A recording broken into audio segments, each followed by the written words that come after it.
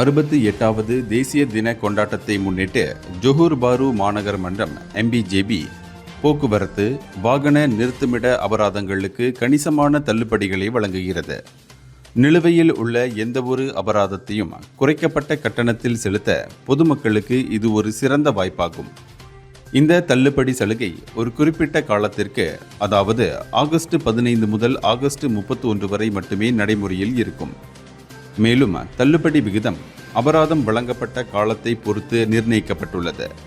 2016ஆம் ஆண்டு தொடங்கி 2024 டிசம்பர் மாதத்திற்கு இடையில் வழங்கப்பட்ட அபராதங்களுக்கு குறிப்பிடத்தக்க 80% தள்ளுபடி வழங்கப்படும்.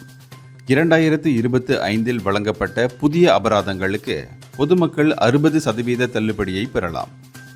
இந்த சலுகை அதிக எண்ணிக்கையிலான தனிநபர்கள் தங்கள் நிலுவையில் உள்ள அபராதங்களை செலுத்த உதவும் என்று எதிர்பார்க்கப்படுகிறது.